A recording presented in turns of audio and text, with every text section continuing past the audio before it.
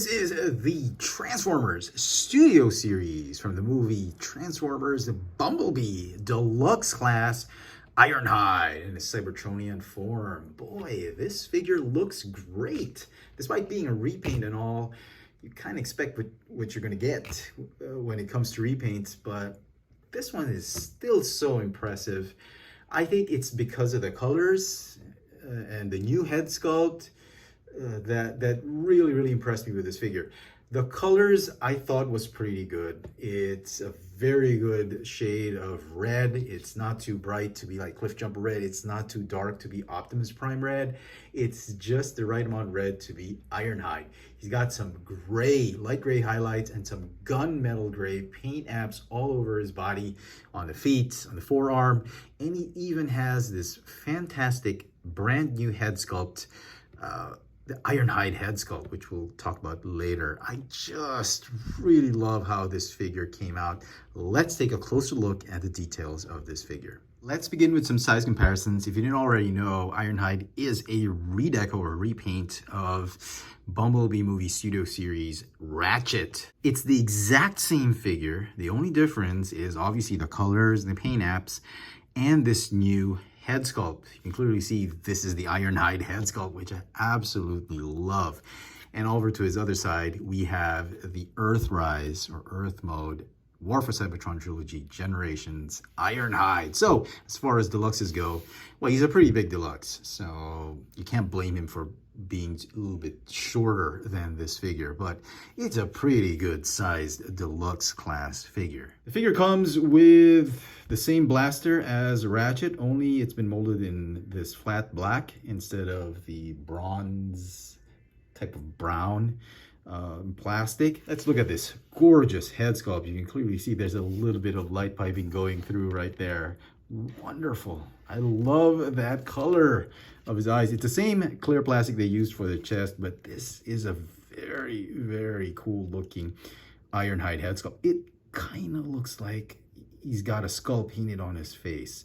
I don't know if you can see it, but yeah, definitely all the aesthetics and design of an Ironhide head sculpt that we got from G1. You got his mohawk, you got red and silver face. Just absolutely loving it. As far as mold degradation though goes,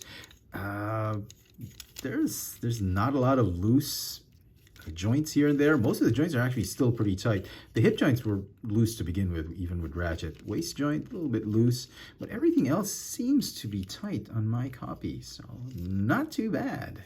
Actually very happy with this one. See, as I mentioned earlier, you got some highlights right here, gunmetal gray paint apps right there on the feet. Just really loving the design and aesthetic of this figure. So, transformation. First thing you want to do is you want to unpeg these panels right here. You want to fold up this panel and then detach the chest. Fold up this inner chest piece right here. Fold up like this. Go ahead and stretch this front part of the cap. Fold it down like that. Now, the thighs, you're going to rotate it 180 degrees like this. Fold up the feet like this. And then this entire waist section, this lower legs or lower half of the body is gonna swivel all the way up like this. You're gonna fold the feet like this, and then you're gonna form the front part of the vehicle by tabbing in that chest onto the feet. Just locking it in like that. So that's the front part. Okay, just keep it like that for the time being. Okay, and then this back part, I'm gonna fold the fists inward like this. Go ahead and fold like this. Okay, and then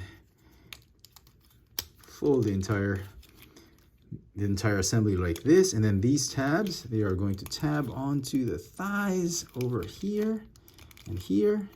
Let's keep these open.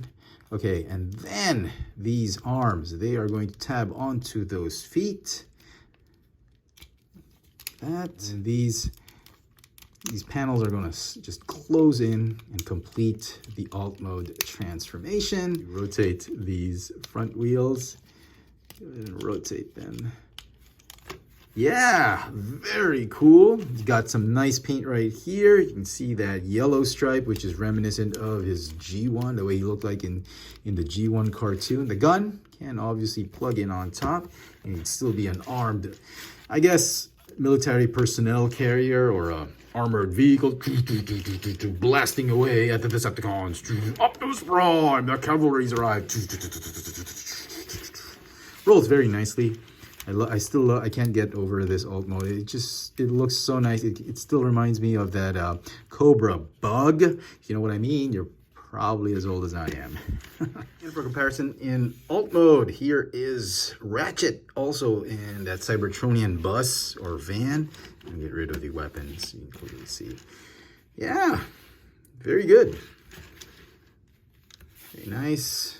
Some final thoughts on the Studio Series Bumblebee movie Ironhide. I thought it was a great figure. It's actually even better than the Ratchet figure, in my opinion. And the Ratchet figure was already an amazing figure.